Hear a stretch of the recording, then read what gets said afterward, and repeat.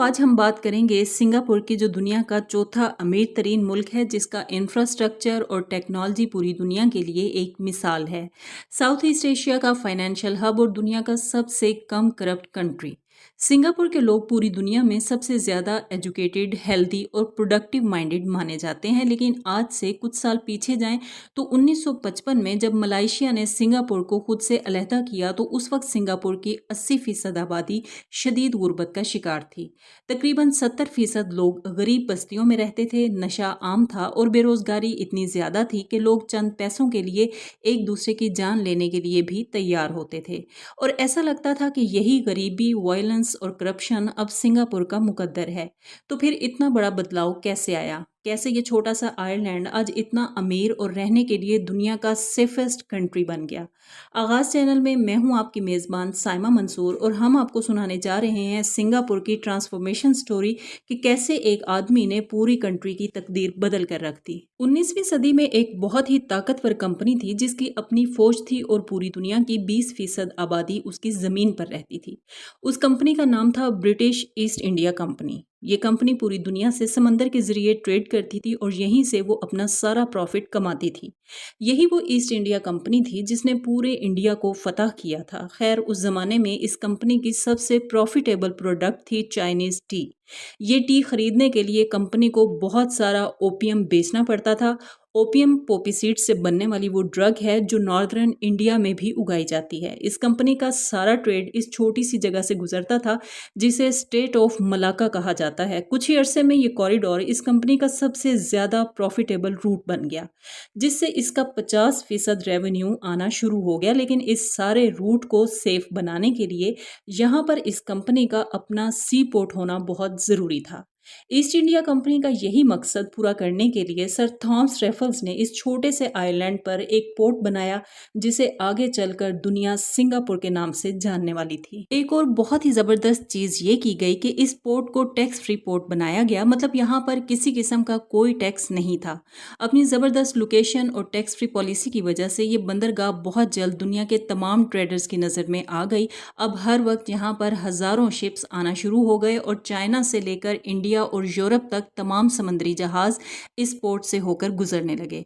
1867 में ये island British colony का हिस्सा बन चुका था। दुनिया में इस छोटे से आइलैंड की इम्पोर्टेंस बढ़ गई थी, मगर दूसरी ही तरफ हुकूमती कंट्रोल ना होने की वजह से सिंगापुर ओपियम और जुए का अड्डा भी बन गया। इसी दौरान 1941 में वर्ल्ड वॉर 2 के दौरान जापान ने सिंगापुर पर हमला कर दिया और 1945 तक साउथ ईस्ट एशिया का ये ज्यूल एक तबाहशुदा खंडर बनकर रह गया।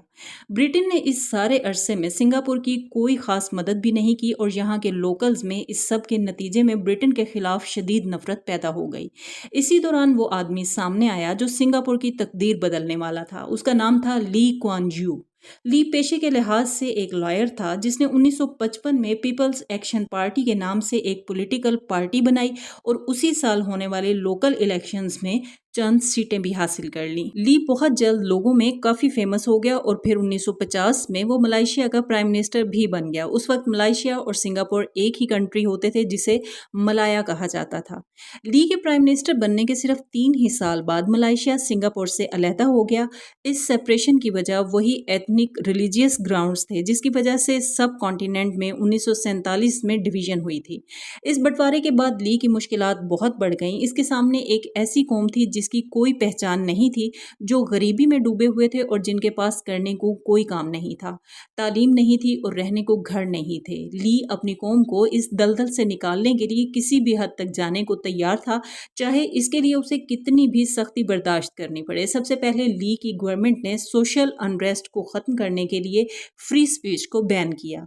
प्रोटेस्ट करने, वायलेंस करने और ड्रग यूज़ करने वालों को खौफनाक सजाएं दी गई और जो भी गवर्नमेंट के खिलाफ बोलता उस पर केस कर दिया जाता, हत्ता कि च्युइंगम फेंकने वाले को भी पब्लिकली सजाएं दी जाती। सुनने में तो ये काफ़ी सख्त लग रहा था, मगर हैरानकुन तौर पर इस सब के ज़बरदस्त रिजल्ट्स आना शुरू हो गए।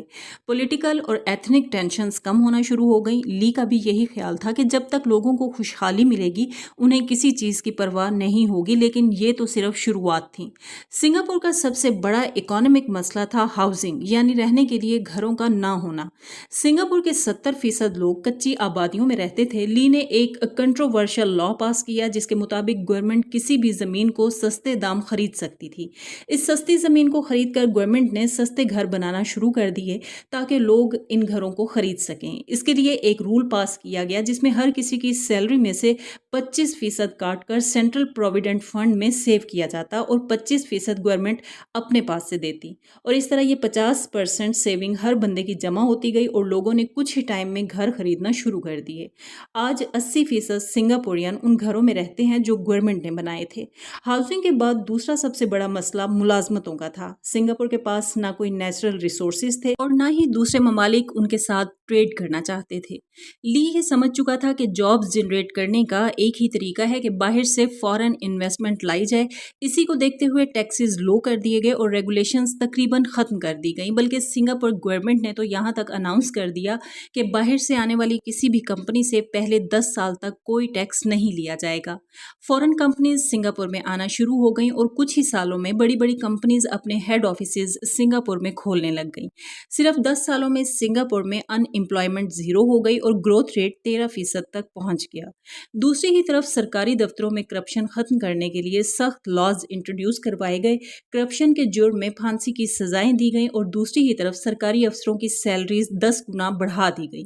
पूरी दुनिया में गवर्नमेंट सर्वेंट्स की इतनी सैलरीज नहीं है जितनी सिंगापुर में है, और इसी का नतीजा ये हुआ कि आज सिंगापुर पूरी दुनिया का सबसे कम करप्ट कंट्री है। इसीलिए इन्वेस्टर कॉन्फिडेंस ज्यादा होने की वजह से बड़ी बड़ी कंपनीज वहां आसानी से इन्वेस्ट करती हैं। इसके अलावा ली ये जानता था कि उसका सबसे कीमती रिसोर्स है ह्यूमन कैपिटल, और इसी को डेवलप करने के लिए उसने टेक्निकल स्कूल्स बनाए और फॉरेन कंपनीज को भारी कीमत अदा की कि वो सिंगापुर आकर लोकल लोगों को ट्रेन करें।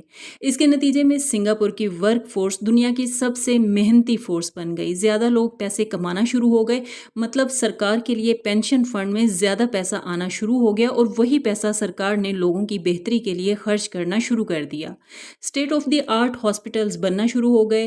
रोड्स, बिल्डिंग्स और स्कूल्स पर गवर्नमेंट ने पैसा लगाना शुरू कर दिया, और इसी का नतीजा ये है कि आज सिंगापुर का इंफ्रास्ट्रक्चर पूरी दुनिया में सबसे ज़बरदस्त है, और इसकी एजुकेशन का ये लेवल है कि सिंगापुर के स्टूडेंट्स ग्लोबली होने वाले टेस्ट में सबसे ज़्यादा हाईएस्ट स्कोर करते हैं। 1980 के बाद से सिंगापुर ने तमाम मार्केट्स में अपनी जगह बनाना स्टार्ट कर दिया, जैसे कि petrochemicals, pharmaceuticals, advanced computer components, ship building, chemical manufacturing और इसके अलावा भी बेशुमार इंडस्ट्रीज।